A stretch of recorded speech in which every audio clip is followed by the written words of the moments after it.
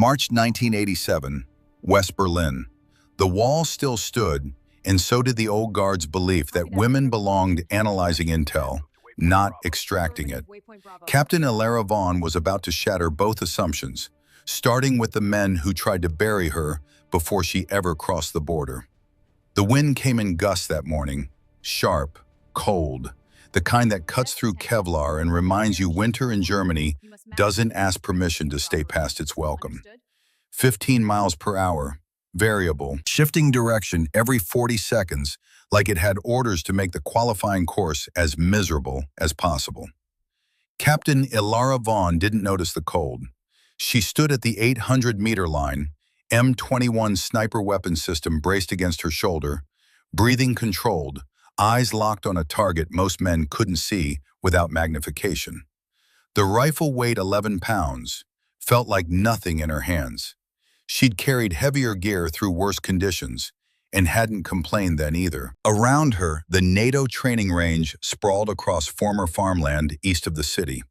Concrete barriers, rusted observation towers, 12 shooting lanes separated by sandbag walls that smelled like decades of gunpowder in German rain. Overhead, sodium lights buzzed in their casings, unnecessary now that dawn had broken cold and gray across the compound. Behind the firing line, Staff Sergeant Cade Rutherford stood with his arms folded. 35 years old, Ranger tab on his shoulder, 15 years in service, and a chip on both of them. He watched Ilara through narrow eyes, the kind of look that wasn't analyzing technique. It was waiting for failure. "Wind's picking up," he called out, loud enough to carry, loud enough to sound helpful if anyone asked later. "Might want to adjust your hold." Ilara didn't respond, didn't turn her head, just exhaled slowly, let her heart rate settle, and squeezed. The shot cracked across the range. 800 meters downrange, the target jerked. Center mass, 2 inches left of the bullseye. She worked the bolt, smooth, mechanical, ejected the spent casing, and chambered another round without shifting position. Her breathing stayed even. In through the nose. Hold. Exhale 60%. Natural pause. Squeeze. Second shot. Dead center. Third shot. 1 inch right. Fourth shot. Bullseye. By the time she reached 12 rounds, the wind had shifted 3 times, and the temperature had dropped 2 degrees. Didn't matter. 12 shots. 12 hits. Average grouping under 3 inches at a distance, where most shooters were happy just hitting paper. Ilara stood, safed the rifle, turned toward the observation tower where the scoring officer sat with binoculars and a clipboard that looked older than the Berlin Wall. 12 for 12, the officer called down. His voice carried the flat tone of someone who'd seen 1,000 qualifications and wasn't impressed by any of them. Course record for variable wind conditions. From the tower's upper platform, a different voice cut through. Older, rougher, the kind that didn't need to be loud to carry weight. Market official, Colonel James Brennan stood in the shadows of the observation deck, hands behind his back, eyes tracking Ilara with the focus of someone who'd spent 35 years learning to separate real talent from performance art. 67 years old, silver hair cropped military short, a face carved from hard decisions and harder decades. Korea, Cold War postings across 3 continents, Desert Storm, the kind of officer who'd seen enough combat to know the difference between someone who could shoot and someone who could shoot when it mattered. He'd been watching her for 6 months, since she'd transferred into the intelligence division with a file that read like fiction. Delta Force support operations, 2 tours in classified zones, psychological operations training, language proficiency in Russian and German, marksman expert qualification before she turned 24. And now this. Brennan made a note on the folder in his hand. Didn't smile. Didn't need to. The score spoke for itself. Down on the firing line, Rutherford stepped forward, boots heavy on gravel. He walked past Ilara like she wasn't there, stopped at her shooting position, and stared downrange through the spotting scope. He stayed there longer than necessary, let the silence stretch. Then he straightened, shook his head, and turned to the scoring officer. Wynne was calm when she shot. The officer glanced at the meteorological readout mounted beside his station. 15 miles per hour, variable gusts. Felt calm to me. Data says otherwise, Sergeant. Rutherford's jaw worked. He looked at Alara for the first time since she'd started shooting. His eyes were cold, dismissive. The look of a man who'd already decided her success didn't count. Beginner's luck, he said. Not loud, just loud enough. On a calm day. Alara met his eyes, said nothing, just held his stare until he looked away first. Muttered something to the two men standing behind him.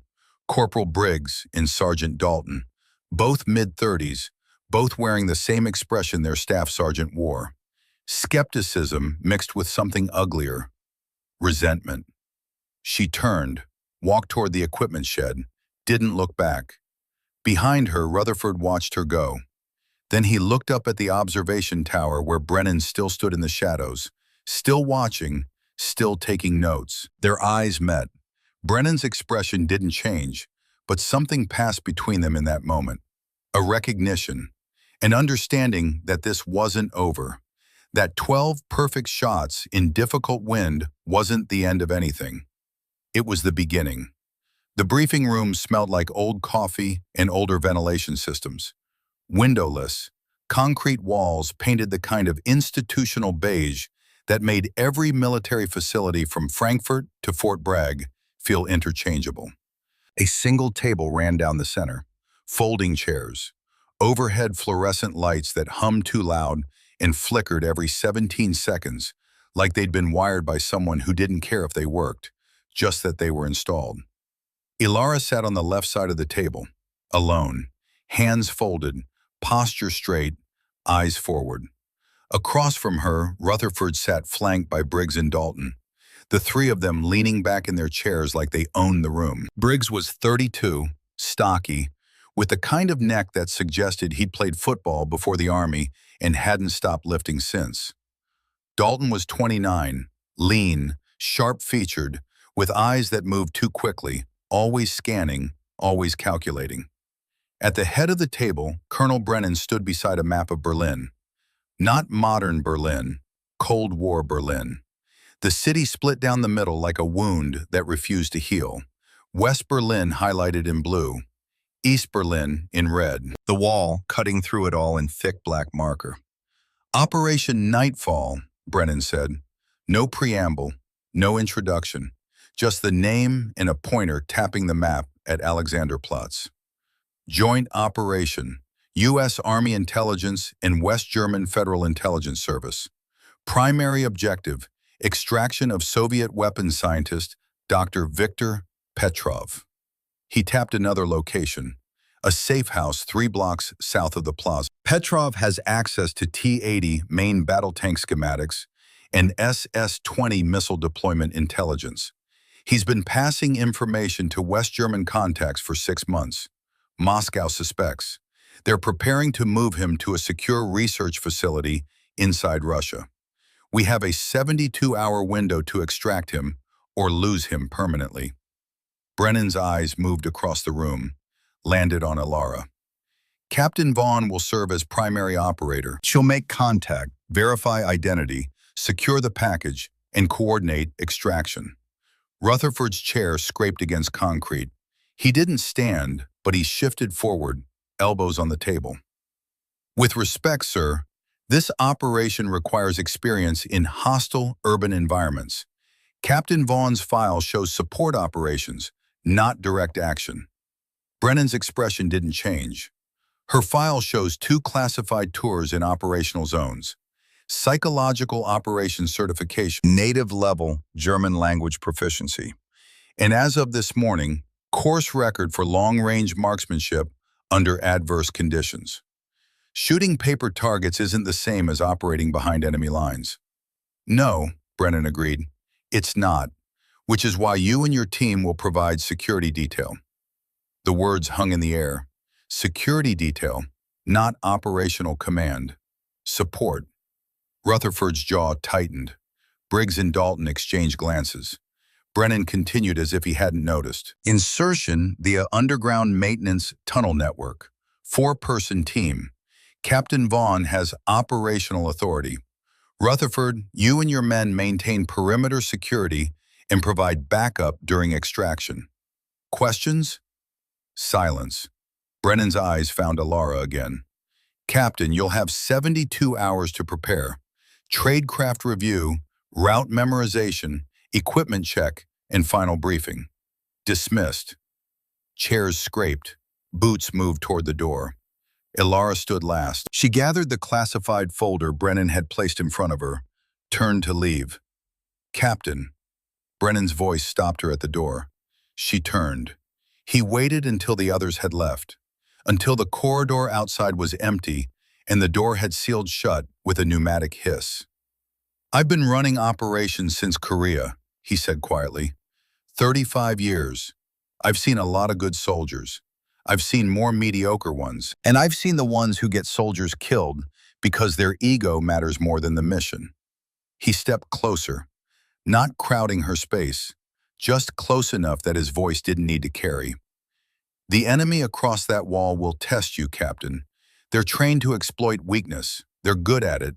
They've had decades to perfect the craft. He paused. But these men will test you first. Before you ever cross into East Berlin, before you ever make contact with Petrov, they'll test you because they believe you don't belong in their world. Ilara's expression remained neutral. Understood, sir. Is it? Brennan's eyes searched hers. Because the question isn't whether you can handle the mission. I know you can. The question is whether you can handle them long enough to complete it. I can handle whatever comes, sir. Brennan studied her for another moment. Then he nodded once. I believe you can, but understand this. They won't sabotage you in ways that are obvious. They'll do it in ways that look like accidents. Equipment failures, miscommunications, small things that add up to mission compromise.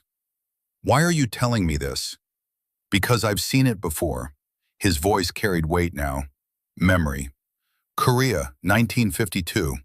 I was in my early 30s, youngest senior officer in my battalion to receive a field promotion to captain.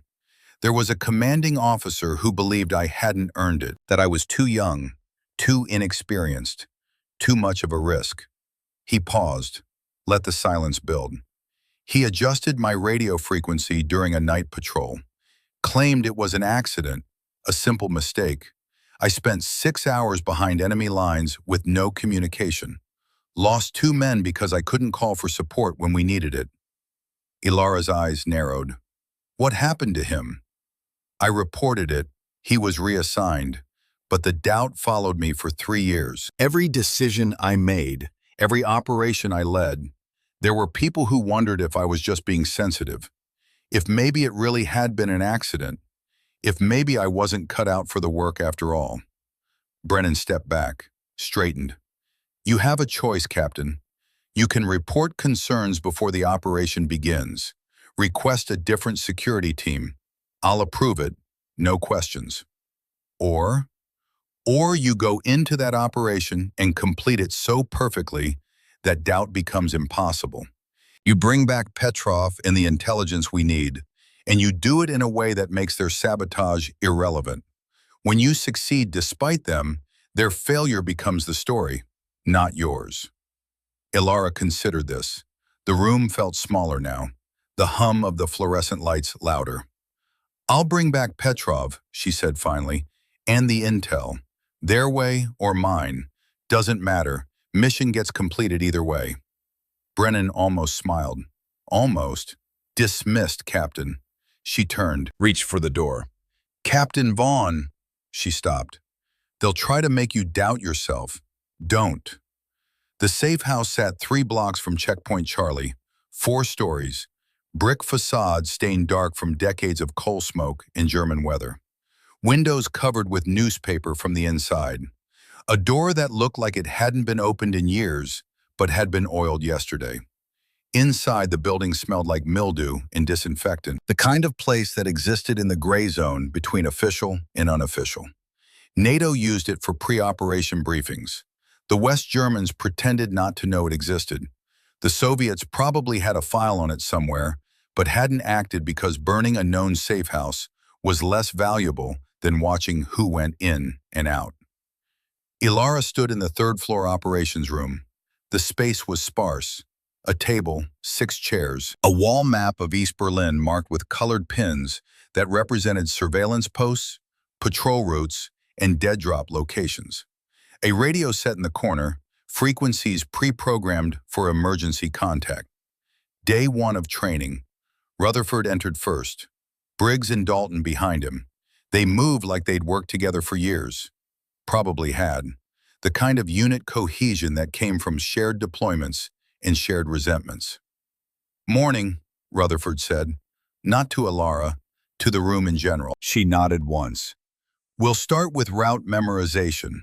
East Berlin street layout, alternative paths, emergency exfiltration points." She spread a detailed map across the table, hand-drawn, annotated in German, every alley marked, every checkpoint, every sewer access point that could serve as emergency cover. "Primary route takes us through the tunnel network here." She traced the path with her finger. "Emerges in the basement of a defunct textile factory. From there, we move on foot through residential sectors to Alexanderplatz. Contact location is a cafe on the east side of the square. Dr. Petrov will be seated at a specific table. I make visual confirmation, then—" "Why you?" Briggs interrupted. Ilara looked up. "Excuse me? Why do you make contact? Why not one of us?" "Because I speak fluent German. Native accent. I can pass as a local if surveillance is active." "Dalton speaks German." "Dalton speaks German with an American accent." Ilara's tone remained even, professional. "In East Berlin, that gets you followed, or detained, or worse." Dalton leaned back in his chair. "I've operated in German-speaking zones before. In West Germany, where American accents are common. This is different." Rutherford cut in. "We're all trained in foreign environments, Captain. Maybe you should trust the team's experience." Ilara met his eyes, held them. "I do trust your experience, Sergeant, which is why you'll be providing overwatch while I make contact. Your experience in security protocols is why you're here." The room went quiet. Not the comfortable kind. The kind where tension builds like pressure behind a dam. She continued as if nothing had happened. "After contact is confirmed, Petrov will move to the secondary location, an apartment building 4 blocks north. We extract him through the service entrance, return via the same tunnel route. Estimated operation time, 4 hours from insertion to extraction." She looked at each of them in turn. "Questions?" Rutherford smiled. It didn't reach his eyes. "No questions. Sounds simple." "Simple doesn't mean easy." "Didn't say it was easy, just simple. You make contact, we watch your back, we all go home. Simple." Ilara rolled up the map. "We'll run the route 3 times today. Memorization drills. No notes allowed during the operation. Everything needs to be internalized." She moved toward the door. "Gear check in 30 minutes, full kit. We'll run comms protocols after." Day 2 started the same way. Route drills, memorization tests. Ilara walking them through dead drop procedures, brush pass techniques, and counter-surveillance protocols that she'd learned in training schools these men had never attended. And that was the problem. She was better. Demonstrably, measurably. Every drill she ran faster. Every protocol she taught with the confidence of someone who'd done it in environments where mistakes meant capture or death. Rutherford watched from the corner of the room, arms folded, expression neutral, but his eyes tracked everything. Every time she corrected Briggs's hand positioning during a brush pass, every time she demonstrated proper mirror check technique that Dalton had been doing wrong for years. By lunch, the temperature in the room had dropped 10 degrees, despite the broken radiator working overtime. Day 3 was when the accidents started. Small things at first. Ilara's comms earpiece developed static during the morning drill, just enough to make communication difficult. Not impossible, just frustrating. Equipment malfunction, Rutherford said when she mentioned it. These old Soviet frequency scramblers are temperamental. I'll requisition a new one.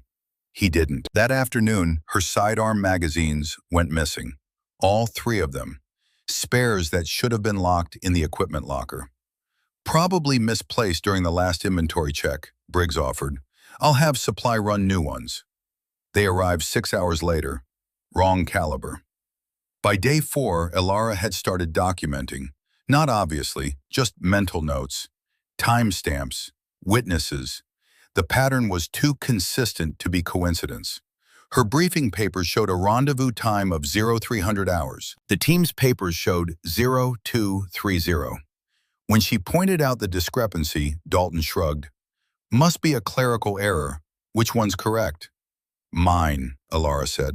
Verified against the master brief this morning. You sure? Positive.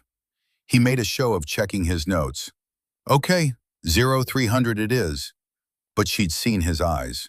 The quick glance toward Rutherford, the barely perceptible nod. They were testing her, pushing, seeing how far they could go before she broke protocol and reported them. She didn't. She just worked around it, checked her equipment twice, verified her briefings 3 times, documented every discrepancy in a small notebook she kept in her jacket pocket. Brennan had been right. They wouldn't sabotage her in obvious ways. They do it in ways that look like mistakes, accidents, the kind of thing that happened in the chaos of pre-operation preparation. But Ilara had learned a long time ago that there were no accidents in this work, only failures of attention. And her attention had been honed sharp over too many operations to miss what they were doing. She just had to decide what to do about it. Day 7, the final exercise. Night had settled over West Berlin like a heavy blanket.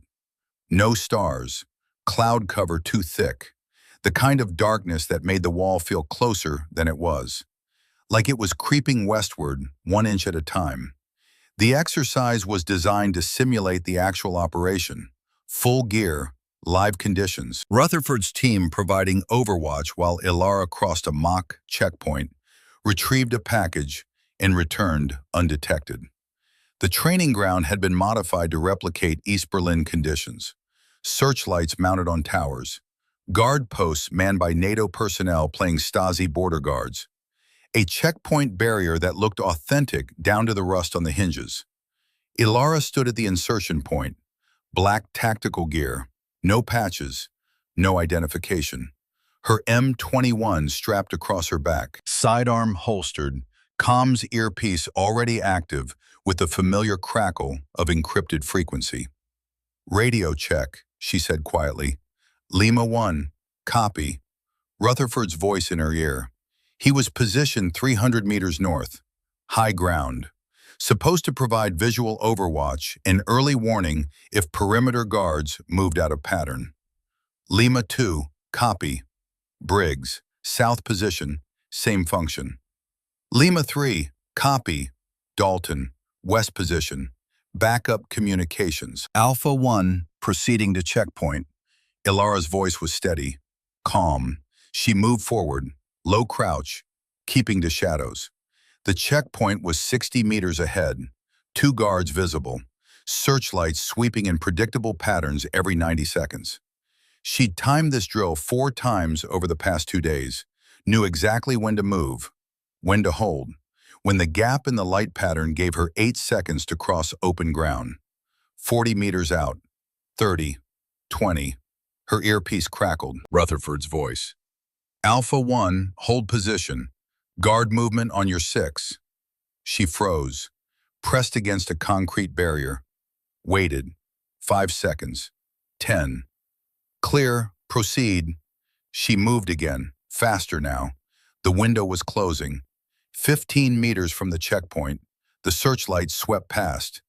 3 seconds early, it caught her full in the beam. Instantly, the exercise alarm blared, high-pitched, piercing, the sound of compromise, the sound of failure. Ilara didn't move, didn't flinch, just stood in the light, exposed, while the exercise guards rushed forward and detained her with the rough efficiency of men who'd done this 1,000 times. They pulled her into the mock interrogation room, concrete walls, a single metal chair, one overhead light. The NATO personnel running the exercise didn't pull punches.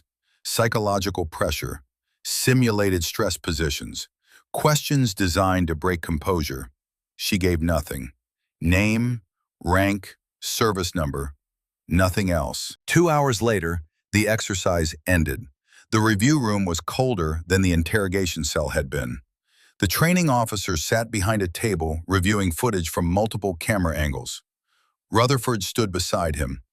Briggs and Dalton near the door. Ilara stood alone in the center of the room, still in her tactical gear, mud on her boots, sweat dried on her collar. The footage played on a screen mounted to the wall. Her approach to the checkpoint, the hold position, the moment the searchlight caught her. The training officer paused the playback, rewound, played it again. The light swept early, he said, 3 seconds ahead of pattern. Rutherford leaned forward. Equipment malfunction. Those timers are old. They drift. They were calibrated yesterday. Still could have drifted. The officer zoomed in on a different angle. The light tower. The control panel. The timestamp showed 0247:33. The searchlight activation showed 0247:30, 3 seconds before the programmed sweep. And there, in the lower corner of the frame, barely visible, a hand near the manual override switch. The officer pointed at the screen. Who was stationed at that tower? Silence. Then Dalton spoke. I was doing perimeter checks. Might have brushed against the panel. Might have? It was dark, tight space, could have been an accident. The officer stared at him for a long moment, then at Rutherford, then at Ilara. Captain Vaughn, he said finally, your approach was textbook. Your timing was correct. Your execution was flawless. The compromise was caused by external factors beyond your control. He closed the folder. But in the field, external factors get you killed. Malfunction or accident, the result is the same. You were exposed. In a real operation, you'd be in a Stasi detention facility right now. He stood. I'm marking this exercise as a failure, not due to operator error, but due to team coordination breakdown. I'll include that in my report to Colonel Brennan. He left. Ilara stood in the empty room. Briggs and Dalton had already gone. Only Rutherford remained. He walked to the door, stopped, turned back. You know what the problem is, Captain? His voice was quiet now, almost conversational. You're smart, you're skilled, you're everything the file says you are, but you don't have the one thing that matters most in this work. What's that? Trust. You can't operate behind enemy lines if your own team doesn't trust you. And we don't. Why not? He smiled, thin, cold. Because you haven't earned it, and one good shooting score doesn't change that. He left. Ilara stood alone, the footage still frozen on the screen, her silhouette caught in the searchlight, exposed, vulnerable. She stood there for 5 minutes, not moving, not thinking, just feeling the weight of what had happened settle over her shoulders like wet concrete. Then she turned off the screen, gathered her gear, and walked out into the Berlin night. But she didn't go back to her quarters. She went to Brennan's office. The light was still on in the second-floor window. Ilara climbed the stairs, knocked once. Come. Brennan sat behind his desk, a folder open in front of him, the same folder the training officer had carried. He'd already read the report. Sir, Captain. He gestured to the chair across from him. Sit. She sat, posture straight, hands folded. I read the after-action report. I also reviewed the footage. He tapped the folder. The light sweep was manual override, triggered 3 seconds early, by someone stationed at that tower during your approach window. Yes, sir. Dalton claims it was an accident. Yes, sir. Do you believe him? Ilara met his eyes. No, sir. Neither do I. Brennan leaned back. So the question is, What do you want to do about it? I'd like the full mission briefing for the real operation. Tonight. He raised an eyebrow. Not a request for team reassignment? No, sir. Not a formal complaint? No, sir. Brennan studied her, the same way he'd studied her on the shooting range 7 days ago, looking for something beneath the surface, something that couldn't be measured on paper. You understand what you're walking into, he said. It wasn't a question. I do. They'll do worse during the actual operation. Sabotage in training is one thing. Sabotage in the field gets people killed. I know. Then why not request a different team? Elara was quiet for a moment, choosing her words. Because if I do, the story becomes about me not being able to work with them, about me being difficult, about me not fitting into their world. She paused. But if I go into East Berlin and bring back Dr. Petrov and the intelligence we need, if I complete the mission despite them, then the story becomes about their failure, not mine. Brennan's expression didn't change, but something in his eyes shifted. Recognition, respect. That's a dangerous game, Captain. Yes, sir, but it's the only one that ends with me still doing this work. He was quiet for a long moment. Then he opened his desk drawer and pulled out a second folder. Thicker than the first, classified stamps on every page. Full operational briefing. Dr. Viktor Petrov, Soviet weapons scientist. Access to T-80 tank armor specifications and SS-20 missile deployment intelligence. He's been passing information to West German contacts for 6 months through a network we've been running since 1983. He slid the folder across the desk. Moscow suspects he's compromised. They're moving him to a secure research facility inside Russia in 72 hours. We extract him during that window or lose him permanently, along with everything he knows about Soviet armor and missile capabilities in Eastern Europe. Elara opened the folder. Photographs of Petrov. Middle-aged, glasses, tired eyes. The look of a man who'd made a decision that would either save his life or end it. Insertion point is here. Brennan pointed to a map. Maintenance tunnel network. Emerges in East Berlin 3 blocks from Alexanderplatz. You'll make contact at a cafe. Verify identity using this code phrase. Then move him to a secondary location for extraction. What's the secondary location? An apartment building the West Germans have been using for defector staging.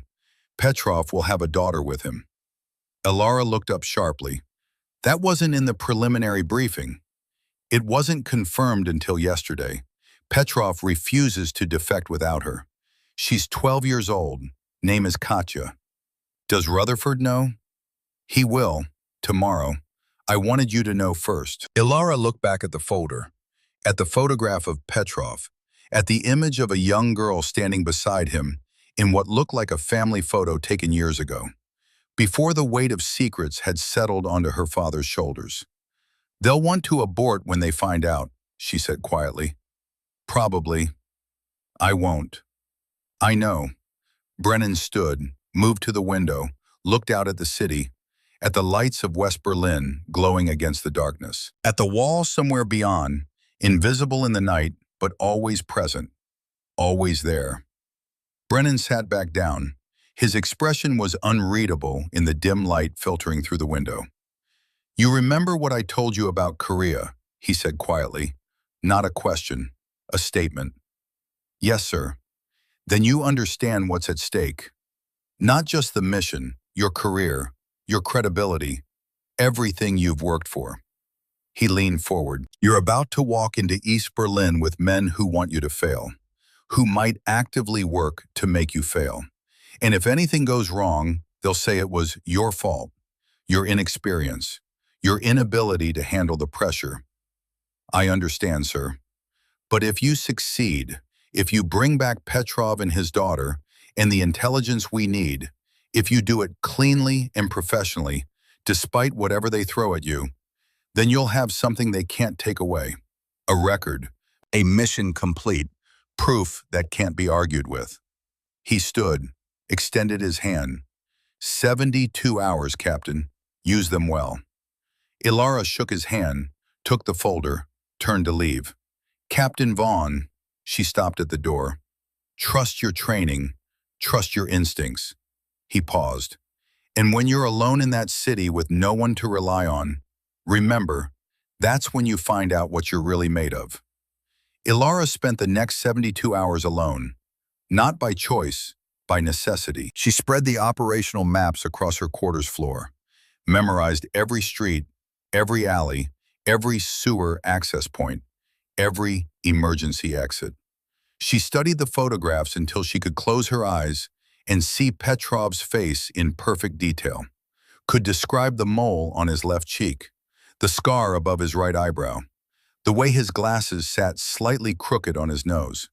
She memorized the German code phrases, practiced the accent until it was flawless, ran through counter-surveillance protocols until they were muscle memory, and she checked her equipment, every piece, every component. Her M21 rifle, field stripped, cleaned, reassembled, action tested 50 times. Her sidearm, same process. Her comms gear, tested on every frequency, backup batteries checked and rechecked. Her tactical vest, every pocket inventoried, every piece of equipment accounted for. Nothing left to chance, nothing left to trust, because trust was the one thing she didn't have. On the final night before insertion, she sat on her bunk and looked at her gear laid out in perfect rows. Everything she'd need to survive in East Berlin. Everything she'd need to complete the mission. Everything except the certainty that the men she was going in with would have her back when it mattered most. But that was okay. She'd learned a long time ago that the only person you could truly rely on was yourself. The only backup that mattered was the backup you created through skill and preparation and refusing to quit when things went wrong. Rutherford and his crew thought they were teaching her a lesson, thought they were showing her she didn't belong in their world. What they didn't understand was that she'd never needed their approval. She just needed them to stay out of her way long enough for her to prove what she already knew. That she belonged in this work not because someone gave her permission, but because she'd earned it through every qualification, every operation, every mission completed when everyone else said it couldn't be done. Tomorrow she'd walk into East Berlin, and she'd walk out with Petrov and his daughter and the intelligence that would justify every doubt anyone had ever had about giving her this assignment. Not because she needed to prove them wrong, but because the mission demanded it. And the mission was all that mattered. She checked her watch. 200 hours. Insertion was 72 hours away. 3 days to memorize every detail. 3 days to prepare for a mission where her own team might be the biggest threat. She lay back on her bunk, closed her eyes, and waited for the wall to test her one more time. The tunnel smelled like decades of stagnant water and rust. Cold. Absolute. The kind of cold that settled into your bones and reminded you that 30 feet of earth separated you from daylight, separated you from anything that felt safe.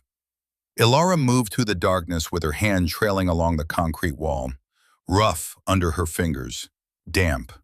The texture mapped in her mind matched the blueprints she'd memorized. 70 meters straight, then a junction, left turn, 40 meters more, then the ladder. Behind her, 3 sets of boots echoed too loud in the confined space.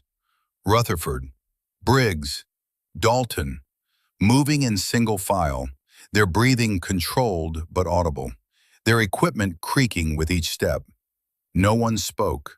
The mission clock had started 2 hours ago when they'd entered the tunnel network beneath a defunct warehouse in West Berlin's industrial sector. The entrance had been hidden behind false panels that looked like they'd been untouched since the wall went up, but the hinges were oiled. The lock mechanism worked smoothly.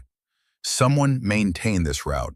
Someone on the West German side who understood that Cold War intelligence operations required infrastructure that didn't appear on any official map. Ilara checked her watch.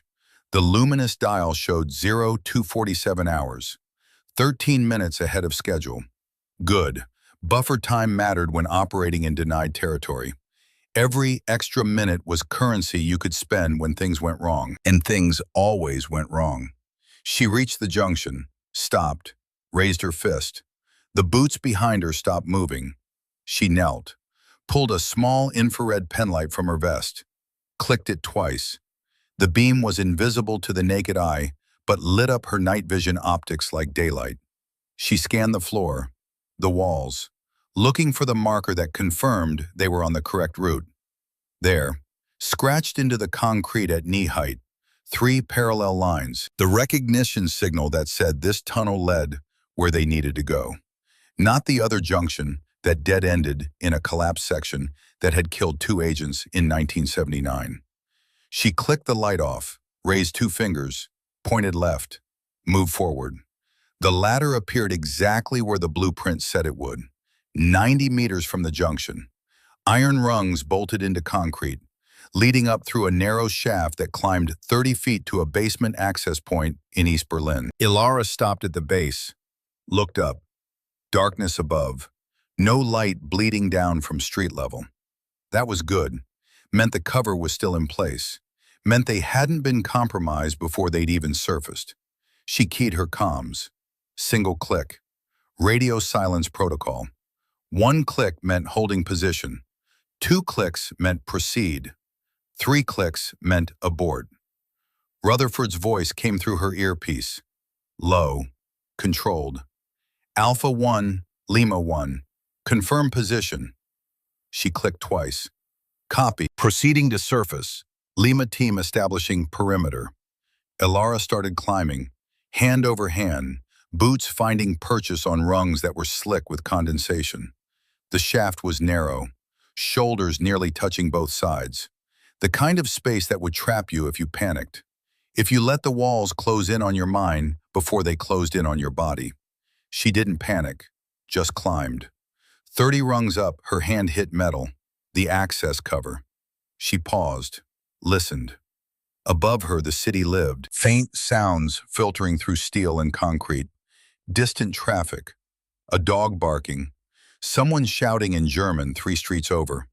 The ambient noise of East Berlin at 3 in the morning. Not silent, never silent, just different, quieter. The sound of a city that had learned to keep its voice down. She pressed her ear against the metal, listened for footsteps directly overhead, for the scuff of boots that would mean Stasi patrol, for the idle conversation of guards who'd stopped to smoke cigarettes near a basement entrance they didn't know was an infiltration point. Nothing. She checked her watch. 0251 hours. Window opened at 0250. Closed at 0255. 5 minutes to surface and moved to concealment before the next patrol cycle brought guards through this sector. She pushed the cover. It lifted smoothly, hinges oiled. Someone on the East German side maintained this route too. Someone who got paid well enough not to ask questions about why a basement access needed to be kept operational in a building that had been abandoned since 1975.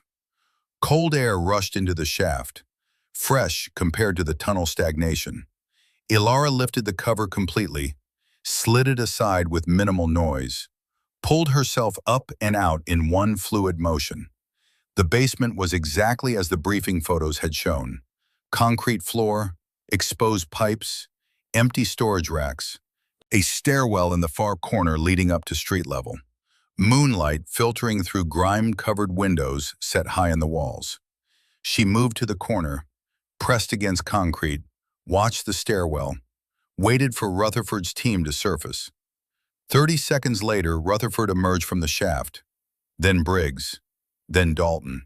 They moved efficiently, professionally.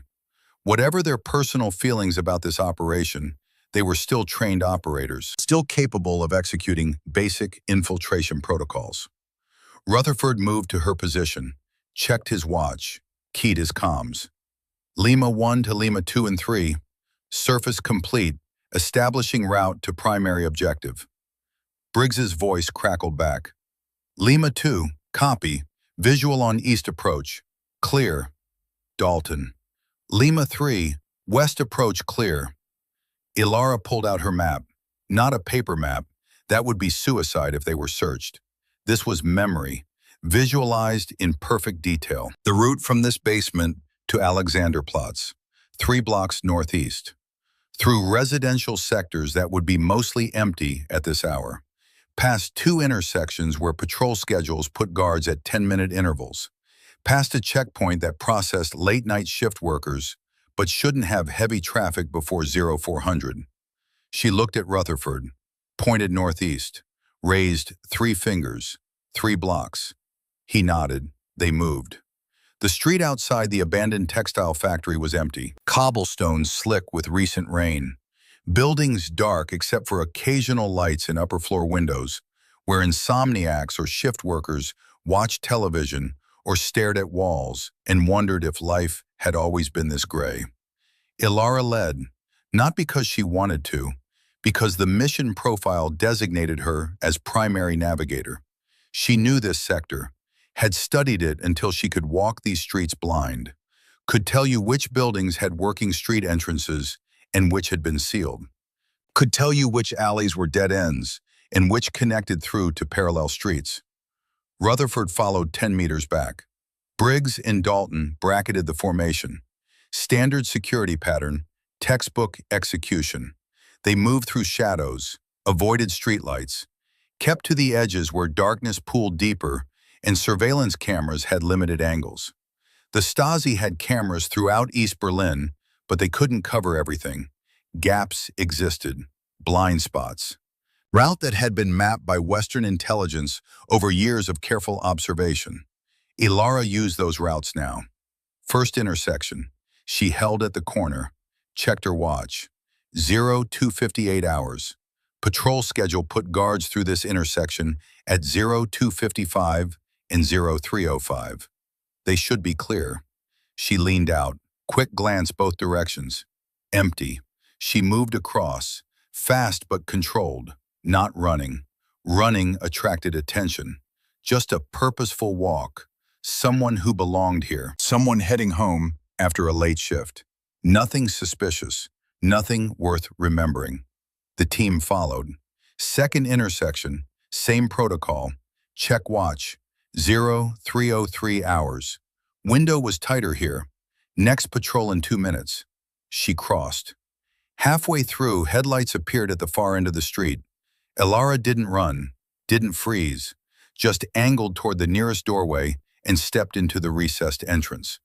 Pressed against the door, let shadows swallow her outline. The vehicle approached. Not fast, not slow, just the deliberate pace of a patrol sedan with 2 bored guards who'd been doing this route for years and had stopped expecting to find anything interesting. The car passed, didn't slow, didn't stop.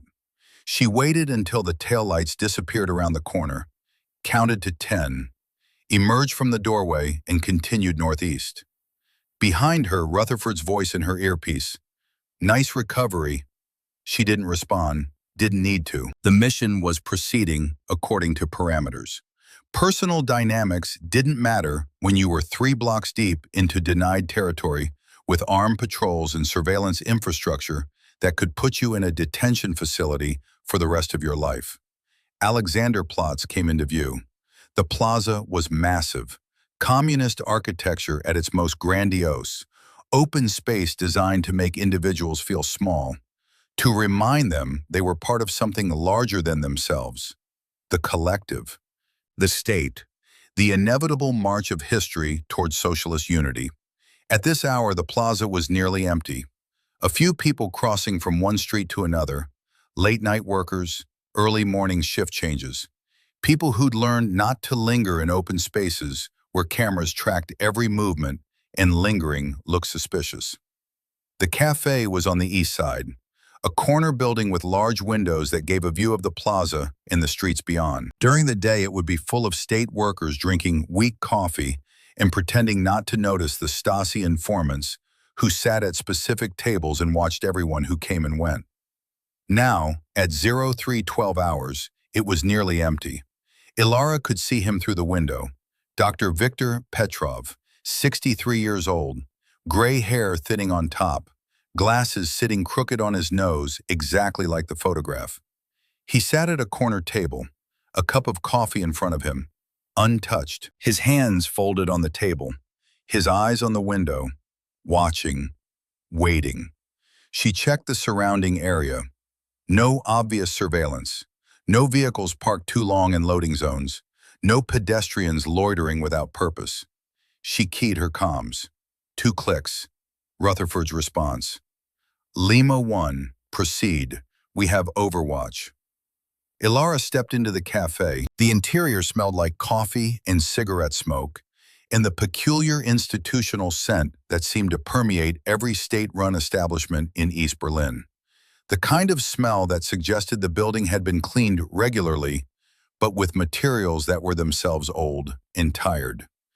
2 other customers, an old woman at a table by the back wall, a young man near the counter reading a newspaper. Neither looked up when Ilara entered. She moved to Petrov's table, sat down across from him, didn't look at him directly, just settled into the chair and let her eyes scan the plaza through the window. She spoke in German, native accent, Berlin dialect. The weather has been cold this year. Petrov's response came immediately, the code phrase they'd agreed on through intermediary channels. But spring will come as it always does. Recognition confirmed. Ilara allowed herself to look at him now. His eyes met hers. Tired eyes, scared eyes, the eyes of a man who'd made a decision that terrified him, but felt inevitable. There's been a complication, Petrov said quietly, still in German. His accent was Russian, but his German was fluent. Decades of scientific collaboration with East German colleagues. My daughter, I cannot leave without her. Where is she? At the secondary location, waiting. Ilara processed this. The mission briefing had mentioned a daughter, Katya, 12 years old. Brennan had confirmed it yesterday, but the plan had assumed Petrov would bring her to the initial contact point. Having her at the secondary location created a timing problem, extended their exposure window. But it wasn't a deal breaker. We proceed as planned, Ilara said. You come with me now. We go to your daughter. We extract together. Petrov nodded, relief visible on his face. Thank you. Don't thank me yet, she stood. Petrov followed. As he rose, his hand moved beneath the table. A brief touch, something small and hard pressed into her palm. The metal tube, microfilm, everything he'd promised. Ilara's fingers closed around it, smooth, cool. The weight of 4 years of intelligence work condensed into something the size of a lipstick case. She slipped it into the concealed pocket inside her vest. Purpose-built, waterproof. The one piece of equipment Rutherford's crew hadn't been able to tamper with because they'd never known it existed. Petrov's eyes met hers, grateful, terrified, trusting her with more than just his life. She led him toward the door. Behind them, the young man with the newspaper looked up. His eyes tracked them for 3 seconds, then returned to his reading. Ilara noted it, filed it away. Possible surveillance, possible coincidence, no way to know which. Just another variable in an equation that was getting more complex with each passing minute. Outside, Rutherford's voice in her earpiece. Alpha 1, Lima 1, we have your visual. Subject confirmed? She clicked twice. Affirmative. Proceeding to secondary location. ETA 12 minutes. The secondary location was 4 blocks north. An apartment building in a residential sector that looked exactly like every other residential sector in East Berlin. Concrete, utilitarian, built to house workers efficiently, not comfortably, not beautifully, just efficiently.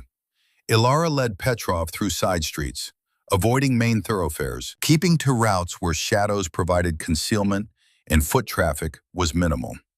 They were 2 blocks from the apartment when the surveillance became obvious. Not the young man from the cafe, different team. 2 men in dark coats walking parallel to their route 1 street over. Maintaining distance but matching pace. Professional, trained. KGB or Stasi. Didn't matter which. Both organizations had resources to burn when it came to tracking suspected defectors. Ilara's mind worked through options. They couldn't abort, not with Petrov's daughter waiting at the apartment. Couldn't divert to an alternate extraction point without leaving the girl behind. Couldn't engage the surveillance team without escalating to violence that would bring reinforcements they couldn't handle. Only option was to proceed, get to the apartment, secure Petrov and his daughter, hope the extraction route remained clear long enough to reach the tunnel. She keyed her comms. 3 clicks, then broke radio silence. Lima 1, Alpha 1, surveillance confirmed, 2 contacts, parallel route, maintaining distance. Rutherford's response was immediate. Copy, we have visual, recommend abort to alternate extraction. Negative, subject's daughter at secondary location. We proceed. Silence on the comms. Then Rutherford's voice, harder now. Alpha 1, that's outside mission parameters. Recommend abort. I'm not leaving a 12-year-old girl in a hostile city. Mission parameters don't include minors. Too risky. Ilara stopped walking, turned to face the direction she knew Rutherford was positioned. She couldn't see him, but she knew he could see her through his optics. I have operational command. We proceed to secondary location. We extract both subjects. If you have a problem with that, document it in your after-action report. Silence. Then Briggs's voice on the comms. This is a mistake. Ilara ignored him, started walking again, Petrov beside her. His breathing was faster now, nervous. He'd heard enough English to understand the exchange, understood that the team supporting this operation wasn't unified. They will protect us? He asked quietly in German. Ilara didn't answer immediately, didn't lie, just kept walking.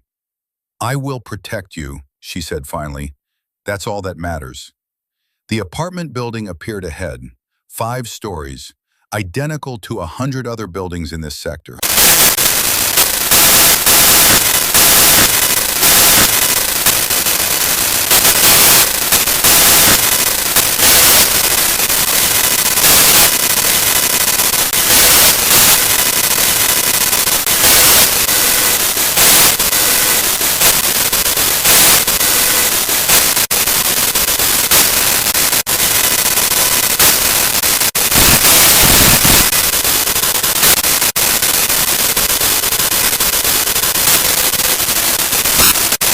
Positions to cut off escape routes.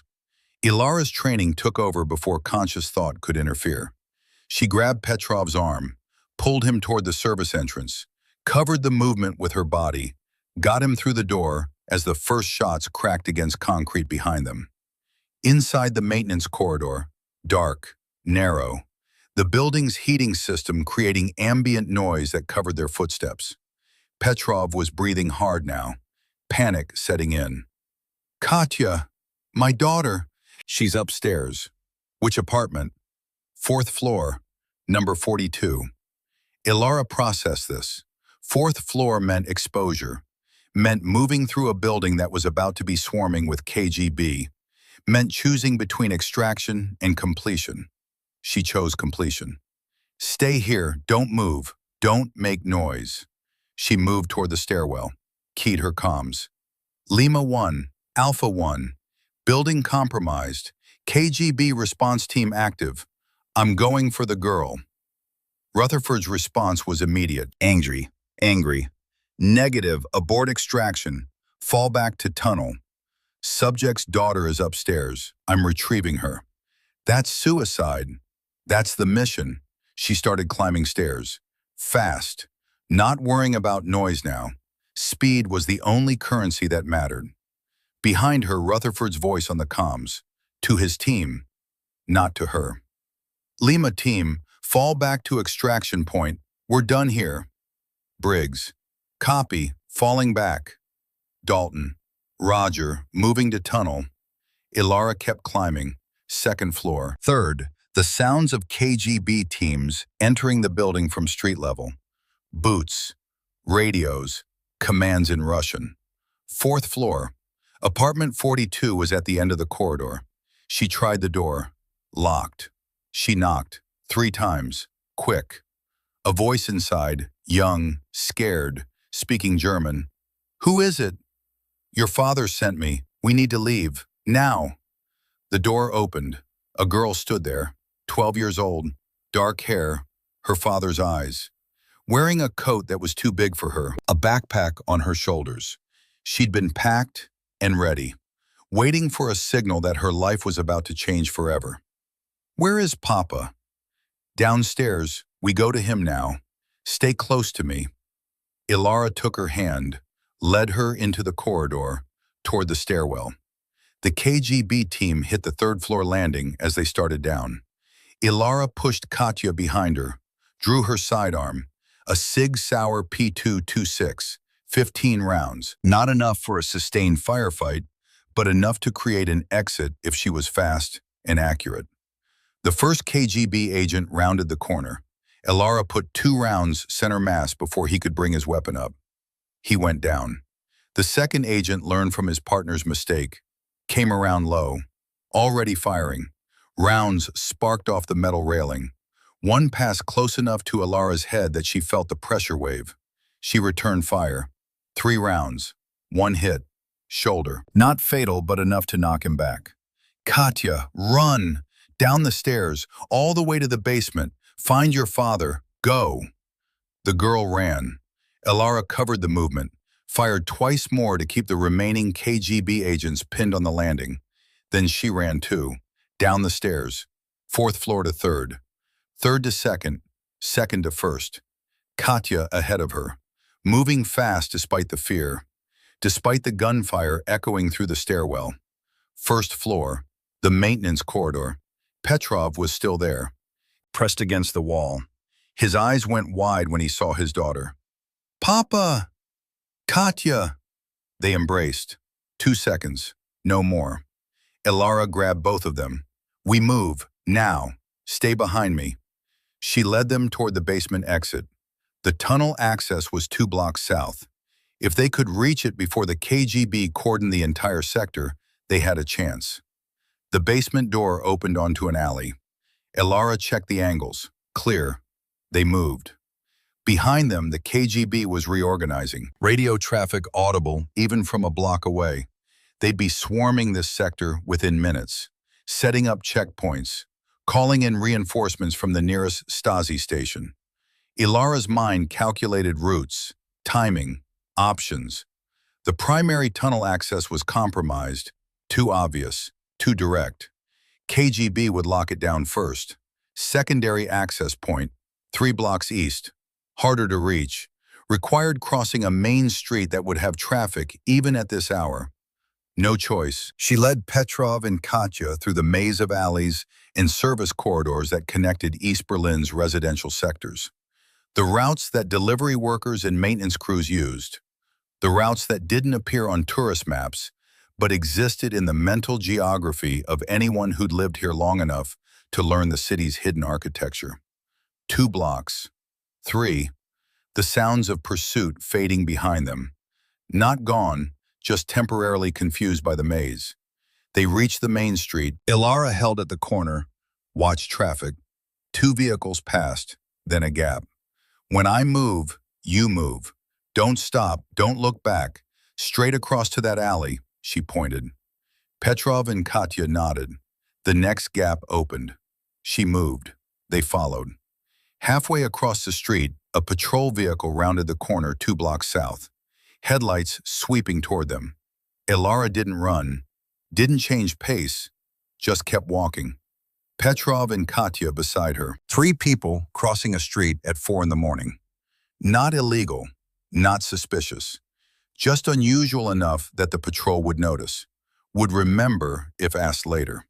The vehicle maintained speed, didn't slow, didn't stop. They reached the alley. Ilara allowed herself one breath of relief, then kept moving. The secondary tunnel access was hidden in the basement of a building that had once housed a brewery. Now it was abandoned, scheduled for demolition that had been delayed for 6 years because the state construction ministry couldn't agree on what to build in its place.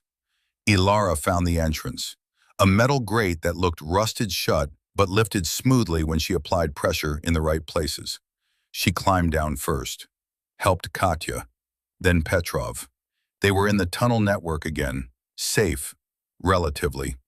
Ilara keyed her comms. Alpha 1 to Lima 1, package secured, 2 subjects, moving to extraction. Silence. She tried again. Lima 1, Alpha 1, respond. Nothing.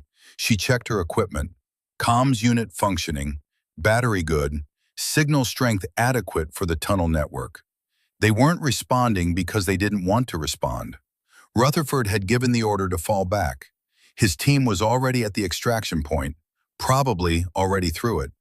Already in West Berlin reporting that the operation had been compromised and the primary operator had gone off script. Ilara looked at Petrov and Katya, both of them watching her, waiting for her to tell them what happened next. She smiled, small, reassuring. We keep moving. I know the way. She did. Every tunnel, every junction, every ladder that led up to street level, and every grate that led down to the maintenance corridors beneath the city.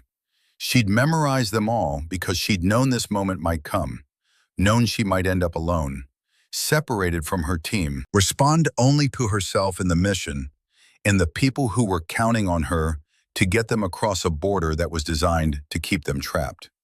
They walked through darkness, Ilara leading, Petrov and Katya following. The only sounds were their footsteps and their breathing and the distant drip of water that had been seeping through concrete for decades. 20 minutes later, they reached a junction she recognized, the route back to the primary extraction point where Rutherford's team had entered, where they'd left her, or she could take the alternate route, the one she'd found in the blueprints, the one that wasn't in the official briefing, but existed in the city's infrastructure like a secret the architects had built in without realizing its value. She took the alternate route. It emerged 6 blocks from Checkpoint Charlie, in a basement that belonged to a building the West Germans used for surveillance operations. Not official, not acknowledged, but maintained. Ilara climbed the ladder, pushed open the grate, emerged into a basement that was better lit than the last one, cleaner, with equipment that looked maintained rather than abandoned. A man stood near the stairwell, West German intelligence. He didn't look surprised to see her. Captain Vaughn, he said in accented English, Colonel Brennan said you might come this way. Petrov and his daughter, they need immediate extraction. Already arranged, vehicle waiting upstairs. Ilara helped Katya out of the tunnel, then Petrov. The West German officer led them upstairs and out to a car that looked exactly like every other car in Berlin, but had diplomatic plates that meant the Stasi couldn't search it even if they wanted to. Petrov and Katya got in the back seat. The driver pulled away immediately, heading for the sector checkpoint that processed diplomatic traffic. Ilara watched them go. Then she turned to the West German officer. I need your phone. He handed it to her. She dialed a number she'd memorized, Brennan's direct line. He answered on the second ring. Brennan.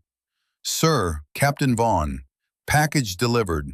2 subjects. Extraction complete. Silence. Then Brennan's voice, quieter now. Your team reported the operation compromised, said you went off mission parameters. I stayed on mission, sir. Extracted both subjects as briefed. Encountered KGB surveillance. Eliminated immediate threats. Used alternate extraction route. Mission complete. Another pause. Casualties? 2 KGB agents engaged, both neutralized. No friendly casualties. The intelligence package? Ilara reached into her vest, pulled out the small metal tube, waterproof, impact-resistant. Inside was microfilm, schematics, deployment maps, everything Petrov had promised. Secured, sir. I'll send a car. Sit tight. He hung up. Ilara sat on the basement stairs, alone now, the adrenaline starting to fade. The reality of what had happened starting to settle into her awareness. She'd been abandoned in the field, left behind by her own team, and she'd completed the mission anyway, brought back both subjects, secured the intelligence, Did it alone because doing it alone was the only option they'd left her. She checked her watch. 0447 hours. 73 minutes since insertion. Entire operation from surface to extraction. Under budget, under timeline. Perfect execution. Except for the part where her security detail had decided saving their own lives mattered more than completing the mission. That part would need to be addressed. But not here. Not now. Not while she was still in a building in East Berlin that technically didn't exist. Brennan's car arrived 15 minutes later. She climbed in. Didn't look back. Didn't need to.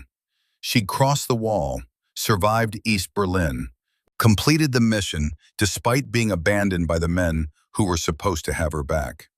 And now she was going home to West Berlin to explain exactly what had happened in that apartment building, in that tunnel network, in those moments when she'd been alone with 2 civilians and a KGB rapid response team, and had decided that completing the mission mattered more than following orders to abort.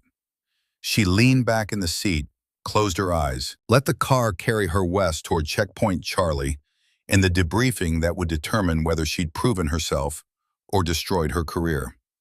Either way, she'd done what she came to do, and that was all that mattered. The debriefing room had no windows, just concrete walls painted the same institutional beige that seemed to coat every NATO facility from here to Brussels. A single table dominated the center. Metal, bolted to the floor like someone expected it to be used as a weapon. 6 chairs arranged in 2 rows. Accusers and accused. Prosecutors and defendant. Except this wasn't a trial, not officially. The fluorescent lights hummed overhead. Constant, irritating. The kind of sound that burrowed into your skull after the first hour and made thinking feel like pushing through mud. Ilara sat on the left side of the table, alone, hands folded in front of her, posture straight despite 36 hours without sleep. Her tactical gear had been replaced with standard duty uniform. Clean, pressed, no mud, no gunpowder residue, no evidence of what she'd done in East Berlin, except the small bandage on her left hand where concrete had torn skin when she'd pulled Katya through the tunnel grate. Across from her sat 3 men who'd shared that tunnel with her, who'd trained beside her for a week, who'd left her to die in an East Berlin apartment building when the mission parameters changed in ways they didn't like. Staff Sergeant Cade Rutherford sat in the center, freshly shaved, uniform immaculate, the look of a man who'd spent the past 36 hours preparing his defense instead of running through hostile territory with a scientist and his daughter while KGB teams hunted them through the darkness. Corporal Briggs to his left, solid, immovable. The kind of loyalty that didn't question orders, even when the orders meant abandoning a fellow operator. Sergeant Dalton to his right, sharp eyes that kept moving between Ilara and the folder on the table in front of him. The folder that contained his version of what had happened, his truth, documented, official. At the head of the table, Colonel Brennan stood beside a projection screen. Behind him, 2 junior officers sat with tablets, recording every word, creating a permanent record that would follow everyone in this room for the rest of their careers. And in the back corner, almost invisible in the shadows, sat a man Ilara didn't recognize. Civilian clothes, no insignia, the kind of anonymous presence that screamed CIA or NSA or one of the alphabet agencies that operated in spaces where military rank didn't matter as much as clearance level. Brennan spoke first. His voice carried the flat authority of someone who'd done this too many times to waste energy on performance. At 02:15 hours on March 19th, a 4-person team inserted into East Berlin via Tunnel Network Access Point 7. Mission objective: extraction of Soviet weapons scientist Dr. Viktor Petrov. Primary operator, Captain Ilara Vaughn. Security detail, Staff Sergeant Rutherford, Corporal Briggs, Sergeant Dalton. He tapped a button. The projection screen lit up with a map of East Berlin. Red lines marked their insertion route. Blue dots marked waypoints. A yellow circle highlighted the apartment building where everything had fallen apart. At 0341 hours, the operation encountered complications. KGB surveillance detected. Rapid response team deployed. Mission parameters changed when Dr. Petrov's 12-year-old daughter was confirmed at the secondary location. Brennan's eyes moved to Rutherford.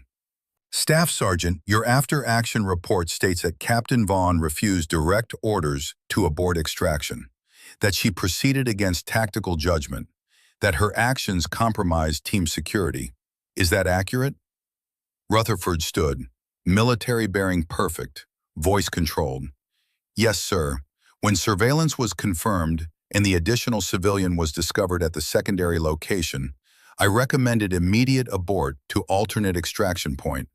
Captain Vaughn refused. She proceeded to the apartment building despite clear indicators that the location was compromised. What happened next? KGB Rapid Response Team engaged. 6 to 8 hostiles. Unknown number of backup units. Building was surrounded. At that point, I made the tactical decision to preserve team integrity and fall back to primary extraction.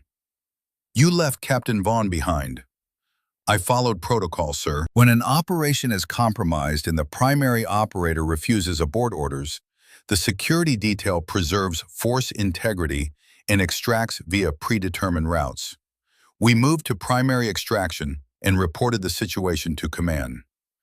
Brennan nodded slowly, turned to Briggs. Corporal, you corroborated this report. Anything to add? Briggs stood, shorter than Rutherford, built like concrete. No, sir. Staff Sergeant Rutherford made the correct call. Captain Vaughn went off mission. We followed extraction protocol. Sergeant Dalton? Dalton stood. His voice was quieter than the others, almost apologetic. I agree with Staff Sergeant Rutherford's assessment, sir. The situation was deteriorating. Proceeding to extract a minor under active hostile fire was outside our risk parameters. Brennan let the silence stretch, let their words hang in the air like smoke that wouldn't dissipate. Then he turned to Ilara. Captain Vaughn, your version. Ilara stood. She didn't need notes, didn't need to check a folder. She lived it.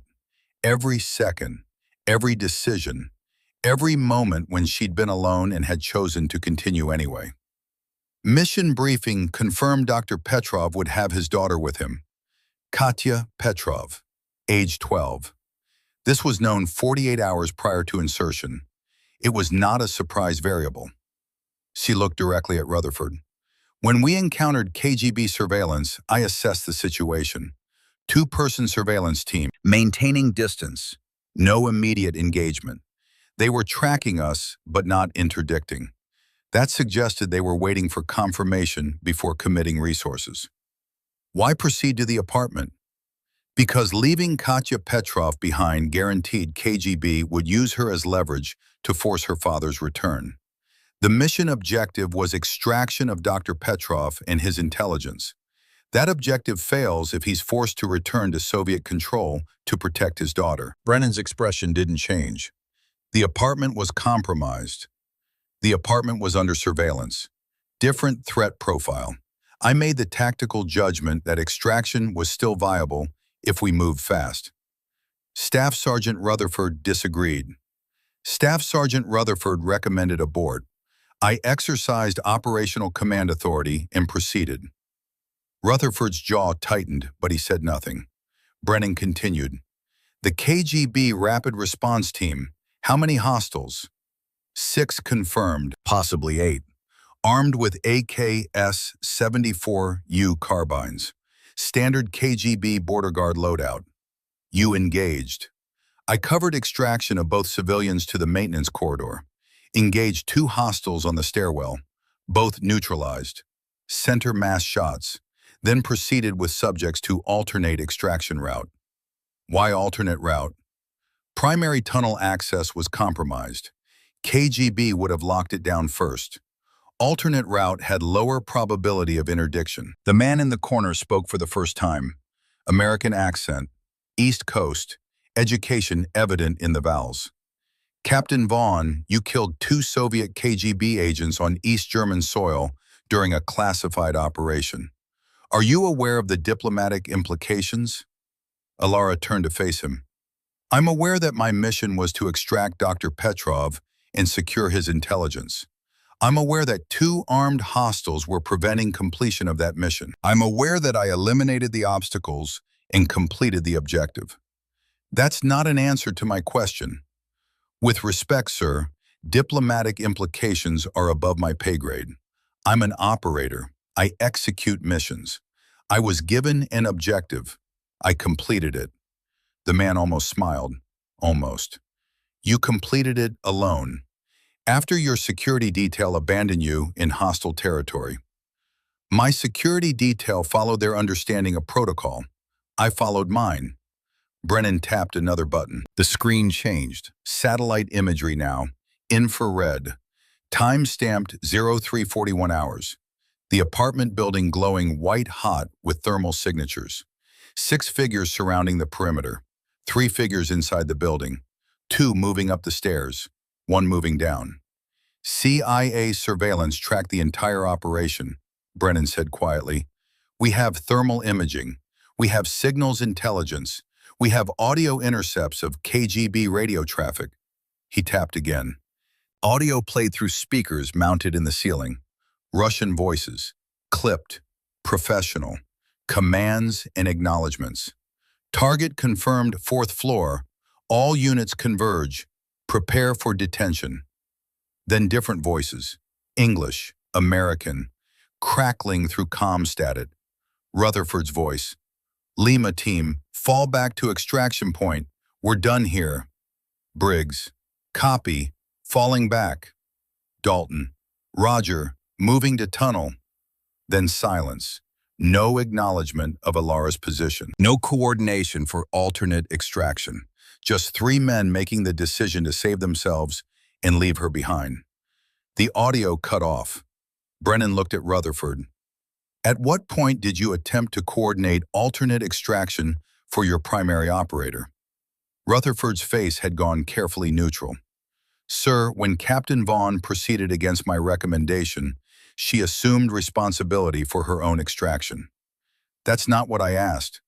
We moved to primary extraction as briefed. We reported the situation to command. We followed protocol. Protocol. Brennan repeated the word like it tasted wrong. He picked up a different folder, older. The pages yellowed with time. Operation Blackbird, Korea, November 1952. He didn't open it, didn't need to. A young lieutenant, sabotaged radio, 2 men lost. Commanding officer filed a report claiming recklessness. He set the folder down. That lieutenant was me, and I spent 3 years under a cloud of doubt because one man's ego mattered more than his integrity. He looked at each of them. I'm not going to watch that happen again, not in my command. He tapped the screen again. New footage. The training exercise. The final night before insertion. Clear video of Dalton's hand near the searchlight control panel. The timestamp showing the light triggered 3 seconds early. 3 seconds that exposed Alara and compromised the exercise. Sergeant Dalton, you filed an equipment malfunction report. You stated the searchlight timer drifted. You said you accidentally brushed the manual override. Dalton's face had gone pale. Sir, The timer was calibrated 18 hours before the exercise. The maintenance log confirms it. The probability of drift sufficient to cause a 3-second variance in that time frame is effectively 0. Silence. So either you're the unluckiest soldier in NATO, or you deliberately triggered that searchlight to compromise Captain Vaughn's exercise performance. Dalton didn't answer. His eyes found the floor.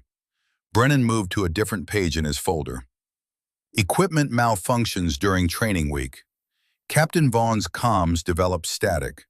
Her sidearm magazines went missing. Her briefing papers showed incorrect rendezvous times. All documented, all explained as accidents or clerical errors. He looked at Rutherford.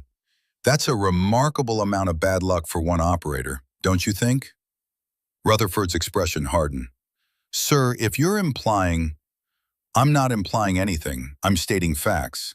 Captain Vaughn experienced systematic equipment and administrative failures during training. Failures that undermined her performance. Failures that created doubt about her capability. With respect, sir, she wasn't qualified for this level of operation. The equipment failures just highlighted weaknesses that were already there. Then explain why she's sitting here with the mission complete and you're sitting here with excuses. The words landed like artillery, heavy, unavoidable. Brennan turned to the man in the corner. Your assessment?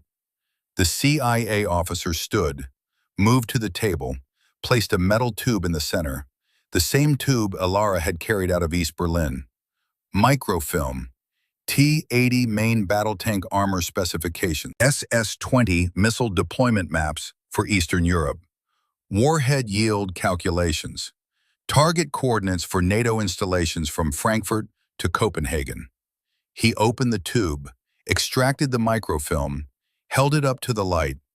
This is the single most significant intelligence acquisition from Soviet sources in 4 years.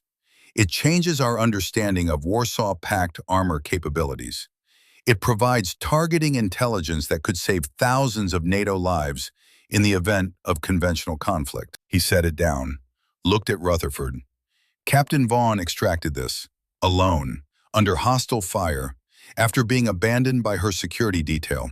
She killed 2 Soviet agents, navigated 6 kilometers of tunnel network with 2 civilians, and delivered both subjects and the intelligence package to friendly control. He paused. Let that sink in. Meanwhile, her security detail followed protocol back to West Berlin and reported mission failure. The silence in the room was absolute now, the kind of quiet that felt like pressure, like the air itself was waiting for someone to break. Brennan spoke again, his voice quieter now but somehow harder.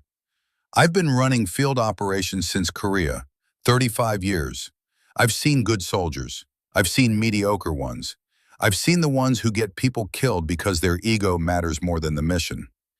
He looked at Rutherford, at Briggs, at Dalton. You sabotaged Captain Vaughn in training because you believed she didn't belong in your world. You undermined her equipment. You compromised her exercises. You created an environment where she had to fight her own team before she ever faced the enemy. Sir, I'm not finished. The authority in Brennan's voice cut through like a blade. When you crossed into East Berlin, you were supposed to provide security. Instead, you waited for her to fail. And when the mission parameters changed in ways you didn't like, you abandoned her. Left her alone with 2 civilians in hostile territory, while armed KGB teams hunted her through the streets. He paused. Let the weight of those words settle. But she didn't fail. She completed the mission anyway. She brought back both subjects and intelligence that justifies every resource we've invested in this operation. She did it without your help, without your support, without anything except her own skill and determination. Rutherford's face was red now. Anger or shame, or both. She went off mission, sir. She refused my recommendation. She put the entire team at risk for 2 civilians who weren't even part of the original parameters. Those civilians were part of the briefing 48 hours before insertion. You knew about Katya Petrov. You just decided her life wasn't worth the risk. It wasn't my call to make. You're right, it was Captain Vaughn's call. She had operational command, and she made the call to complete the mission instead of abort when things got difficult. Brennan turned to the junior officers in the back. Formal findings: Staff Sergeant Rutherford, Corporal Briggs, Sergeant Dalton. Dereliction of duty, abandonment of operational authority, sabotage of training exercises. Recommended action: removal from Special Operations qualification. Reassignment to non-classified duties. Written reprimands in permanent file. He looked at Rutherford.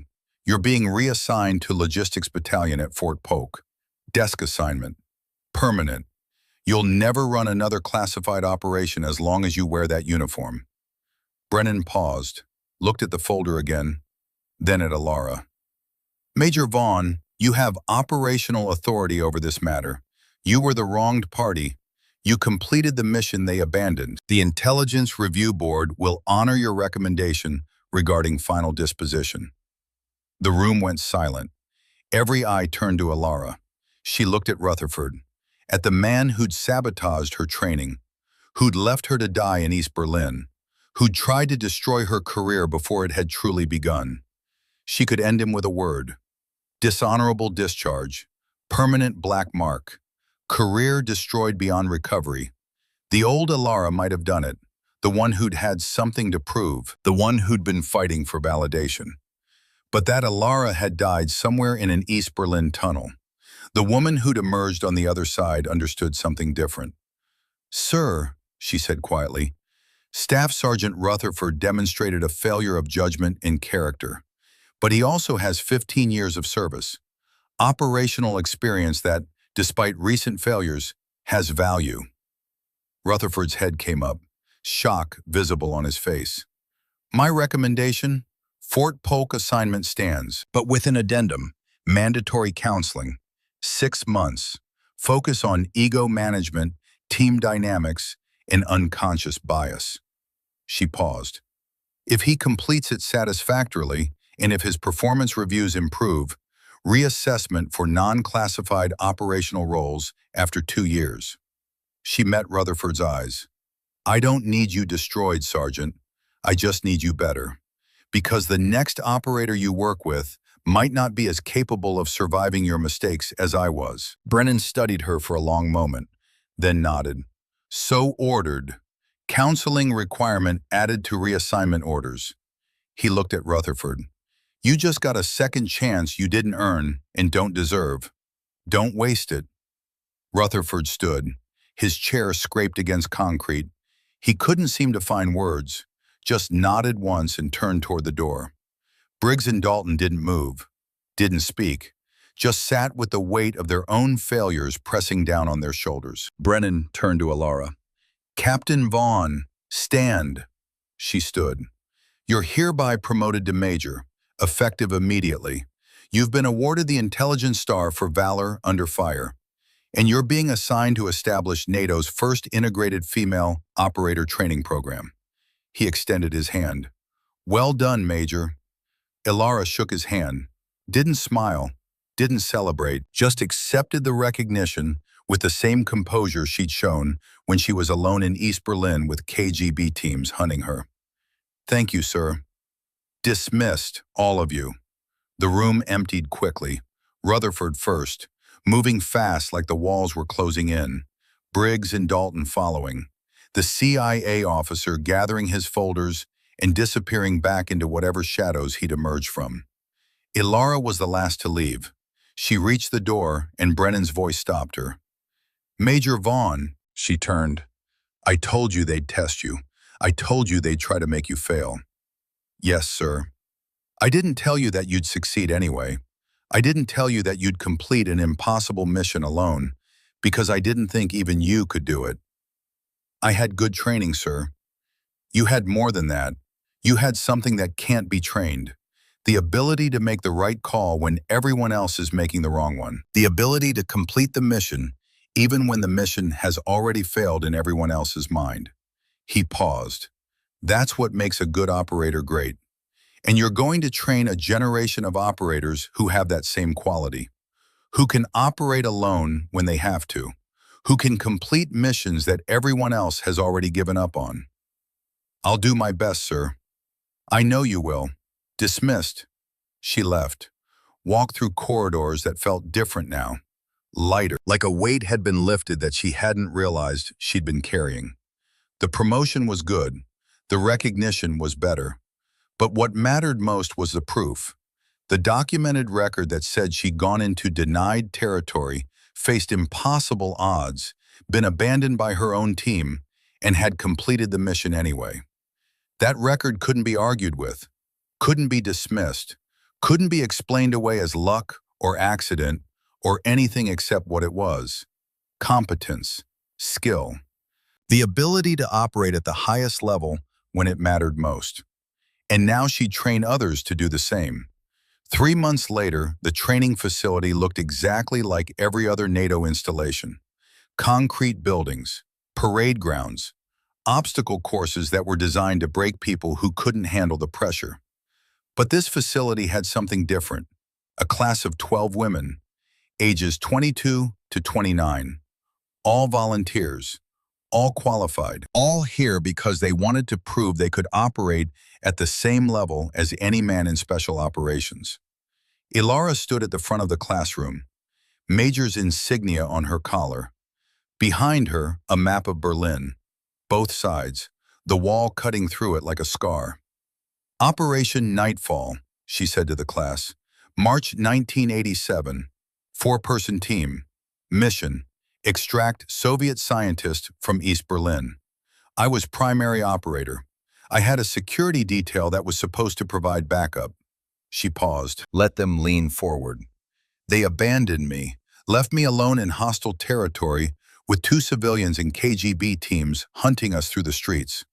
I had a choice: abort the mission and save myself, or complete it anyway. She tapped the map. I completed it, killed 2 hostiles, navigated 6 kilometers of tunnel network, delivered both subjects and intelligence package to friendly control. Mission success. One of the students raised her hand, Lieutenant Margot Thorne, 24 years old, blonde, sharp-eyed, the kind of focus that suggested she'd already seen combat and was here to learn how to operate at the next level. Ma'am, how do you handle people who don't believe you belong in the field? Ilara looked at her, saw herself 3 months ago, saw the question behind the question, the doubt, the fear that no matter how good you were, someone would always find a reason to say you didn't belong. You don't handle them, Lieutenant. You make them irrelevant. How? By being so good at your job that their opinion doesn't matter. By completing missions they said were impossible. By operating at a level where the only question that matters is whether you got the job done. Not whether you're male or female. Not whether you fit their idea of what an operator should look like. Just whether you completed the mission. She moved closer to the class. The men who abandoned me in East Berlin were skilled, experienced. They'd run operations for years, but they let their ego get in the way of the mission. They decided their pride mattered more than the objective, and that made them failures. She paused. You're going to face the same thing. People who don't think you belong, people who will sabotage you to prove you can't do it, people who will abandon you when things get difficult. What do? You complete the mission anyway. You operate at a level that makes their sabotage irrelevant. You prove through action what they refuse to see through prejudice. The class was silent now, listening, understanding. This program exists because one operator completed one impossible mission. It exists because the old guard who recognized real skill when they saw it decided that gender doesn't matter. Competence matters. Completion matters. Results matter. She looked at each of them in turn. You're going to learn to operate in denied territory. You're going to learn tradecraft and tactics, and how to navigate hostile environments where one mistake means death. But more importantly, you're going to learn how to operate when you're alone, when your team has abandoned you, when everyone has given up except you. Because that's when real operators are made, not in training, not in exercises, but in the moment when you're alone in East Berlin, with KGB hunting you, and you have to decide whether to quit or continue. She stepped back. And every single one of you is going to choose to continue, because that's what we do. That's who we are. Not female operators, just operators, the best in the world. From the back of the room, a voice, familiar, gravelly. Well said, Major. Colonel Brennan stood in the doorway, fully retired now but still wearing his uniform like he'd never taken it off. He walked to the front of the class. I've been running operations since Korea, he said to the students. 52 years in uniform. I've worked with thousands of soldiers, hundreds of special operators, dozens who were truly exceptional. He looked at Ilara. Major Vaughn is the best field operative I've worked with in my entire career. Not the best female operator, the best operator. Period. She proved it in East Berlin. She'll prove it again every time she trains one of you. He turned to the class. You're lucky. You're being trained by someone who knows what it means to operate alone, who knows what it means to complete impossible missions, who knows what it means to be doubted and to prove the doubters wrong through nothing except pure competence. He nodded to Ilara. Carry on, Major. He left. Ilara watched him go. The old warrior who'd recognized her skill when everyone else saw only her gender, who'd given her the chance to prove herself, even knowing the cost if she failed. She turned back to the class. Tomorrow we start tunnel navigation exercises. You'll memorize 6 kilometers of underground routes. You'll practice dead drops and brush passes. You'll learn how to move through hostile territory without being detected. She paused. And at the end of the week, you'll run a final exercise. Solo. No backup, no support, just you and the mission. Some of you will fail. Some of you will quit. Some of you will decide this work isn't for you. But the ones who complete it, the ones who push through when everyone says it's impossible, the ones who refuse to quit, even when they're alone in the dark with no way out except forward. Those are the ones who become operators, real operators, the kind who change what people think is possible. Lieutenant Thorne raised her hand again. Ma'am, what happened to the men who abandoned you? Ilara smiled. Small. They're at Fort Polk. Staff Sergeant Rutherford has 2 years of counseling and desk work. If he completes it, he gets reassessed for non-classified roles. Briggs and Dalton received written reprimands and lost their special operations qualification. And you, ma'am? I'm standing here training the next generation, making sure what happened to me never happens to any of you, making sure you have the skills to complete missions, even when your team fails you. She looked at the map behind her, at Berlin, at the wall that still divided the city even though the Cold War was ending, at the routes she'd memorized and the tunnels she'd navigated and the missions she'd completed when everyone said it couldn't be done. They sabotaged my gear, thinking I'd never make it back. I crossed the wall, completed the impossible, and proved that competence doesn't have a gender. And the warriors who recognized real courage made sure I train every operator who came after. She turned back to the class. Now it's your turn. Dismissed. The students filed out, but Lieutenant Thorne lingered at the door. Turned back.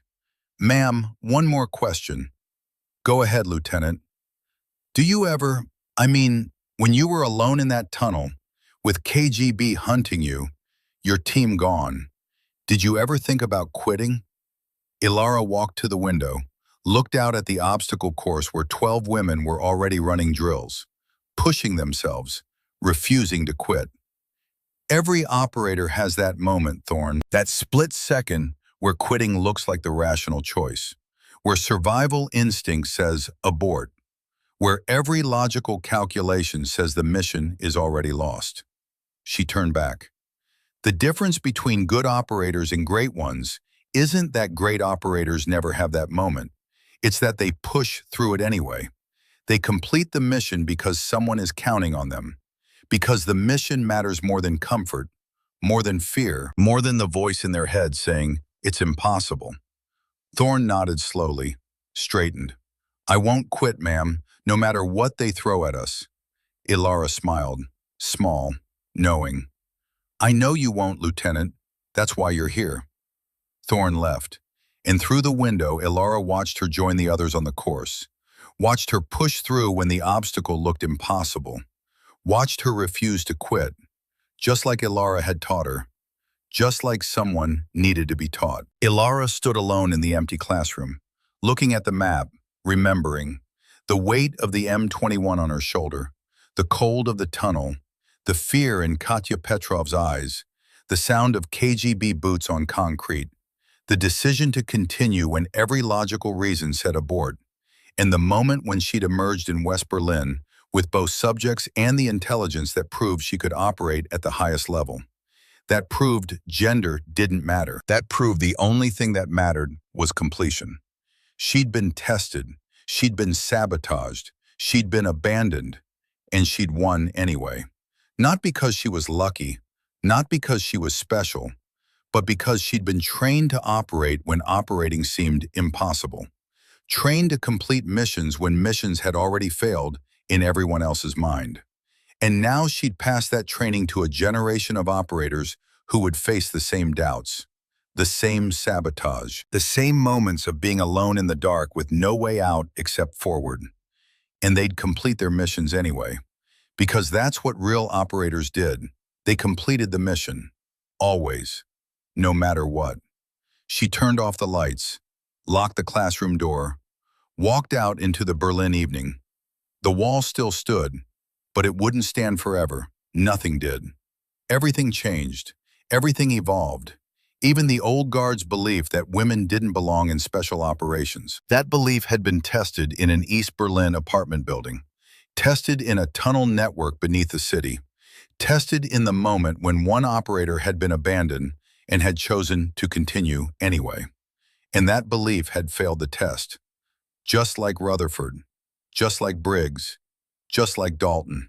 Failed and documented and permanently recorded in the after-action reports that would follow them for the rest of their careers. While Ilara's career was just beginning, Major now, program director, training the next generation of operators who would prove the same thing she'd proven. That competence didn't have a gender. That skill didn't require approval. That missions got completed by people who refused to quit when everyone else said it was impossible. She walked across the parade ground, past the obstacle course, past the shooting range where she'd set the record that started all of this, past the building where Brennan's office used to be before he retired, before he handed the torch to the next generation, before he made sure the lessons he'd learned in Korea were passed down to operators who would face different enemies but the same fundamental truth. That real warriors recognize talent regardless of where it came from. That real leaders develop capability instead of protecting ego. That real operators completed missions even when the world said they couldn't. The stars were out now. Clear sky, no clouds. The kind of night where you could see forever if you looked up instead of down. Ilara looked up and smiled because she'd crossed the wall. She'd completed the mission. She'd proven what needed proving. And tomorrow, she'd train 12 more operators to do the same. The work continued. The mission never ended. And that was exactly how it should be.